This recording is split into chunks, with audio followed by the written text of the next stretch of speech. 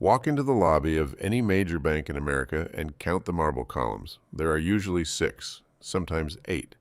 That stone was quarried from Italy and shipped across the Atlantic at considerable expense. The mahogany desks were custom milled. The ceiling is 40 feet high and does absolutely nothing for operational efficiency. None of this is an accident. Every square inch is carefully designed to make you feel small, to put you in a psychological posture of deference before you ever sit down. Because a customer who feels small accepts whatever terms slide across the desk. And for most Americans, that design has worked exactly as intended. Here is what those marble columns do not tell you. Banks make money by borrowing at a low rate and lending at a higher one. That spread, the gap between what they pay for money and what they charge for it, is the entire business model. Every dollar in your checking account earns roughly 0.5%, while the bank lends that same dollar out at 8, 10, or 18%. You are the bank's inventory, and until you understand how the actual math works, you will keep supplying them with capital at a substantial discount.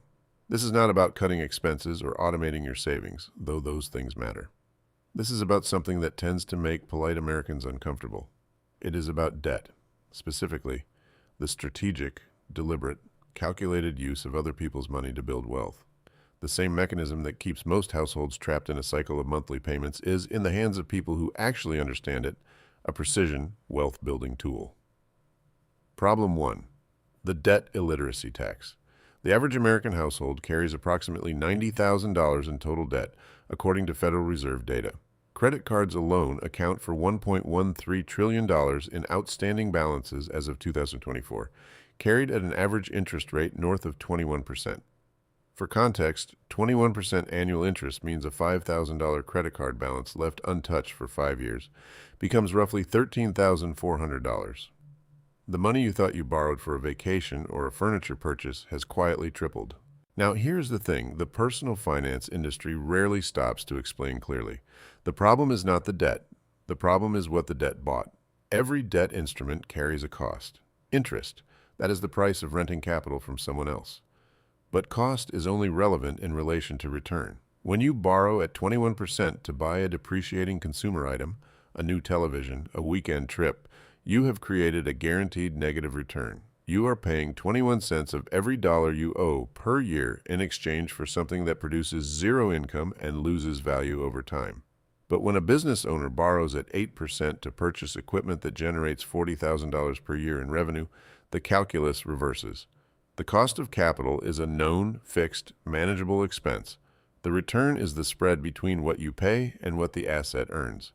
This is the fundamental distinction, and the failure to grasp it is what I would call the debt illiteracy tax, an invisible cost that quietly transfers wealth from those who borrow reactively to those who borrow strategically.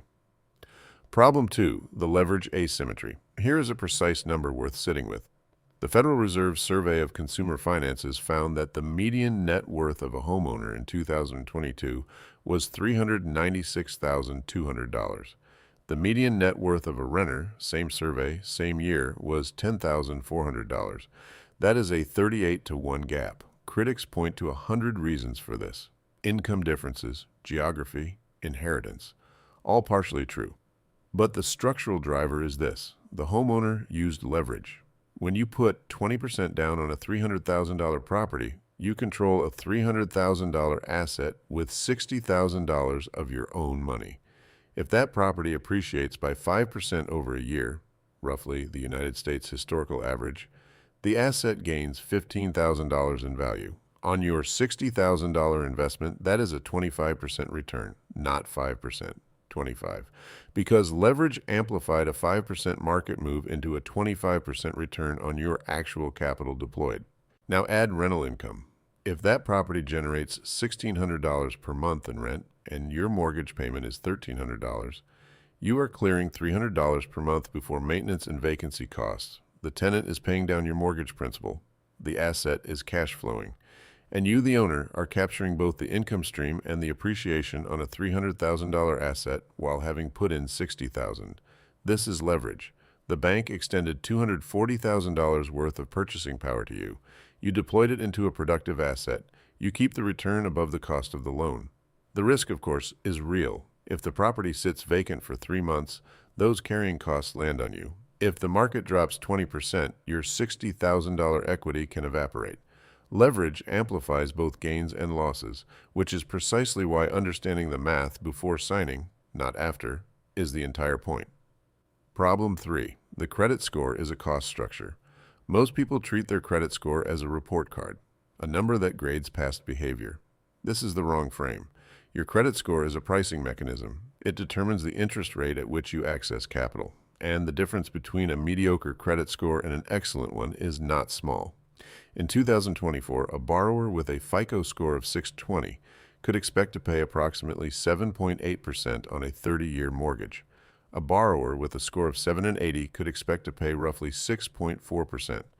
That 1.4 percentage point difference applied to a $400,000 loan produces a monthly payment difference of about $370. Over 30 years, that is $133,200 in additional interest paid by the lower score borrower for the exact same house.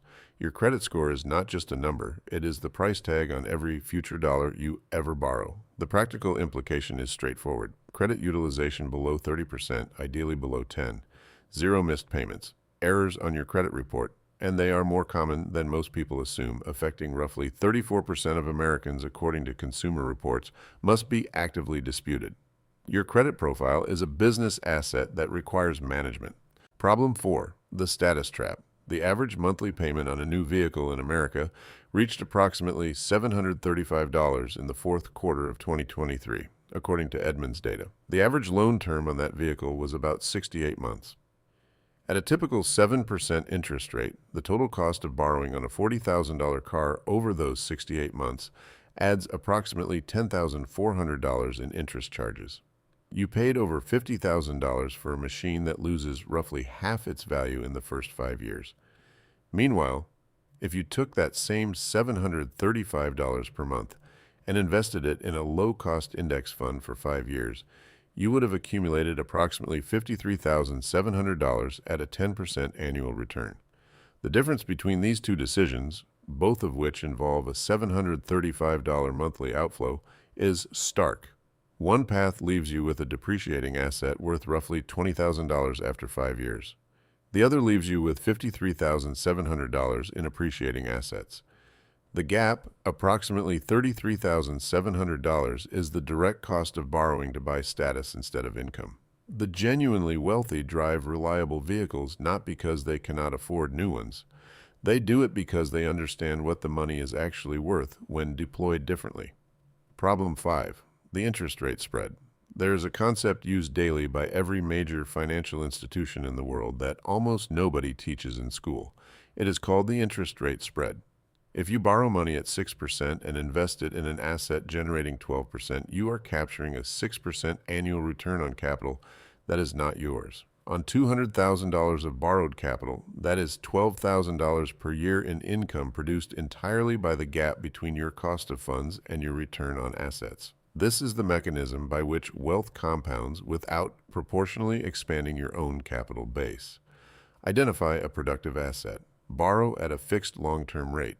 Let the spread between your cost of capital and your investment return generate income on someone else's money. The risk management discipline this requires is non-negotiable. You must stress test the return assumptions. A rental property generating an 8% yield on purchase price is not generating 8% on your leveraged capital if your borrowing cost spikes to 9%. Adjustable rate instruments require careful analysis. Locking in long-term fixed-rate debt during periods of predictable rates is not caution. It is precision. The bank's marble lobby was designed to make you feel like a supplicant. The truth is simpler. Banks are vendors. They sell money. And like any other vendor, they compete for credit-worthy customers, negotiate terms, and reduce prices for reliable buyers.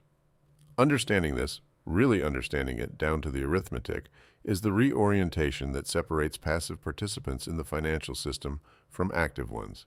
You are not choosing between debt and no debt. You are choosing between debt that builds the bank's balance sheet and debt that builds yours. The only difference is knowing how to read the math. Understanding money is your best defense.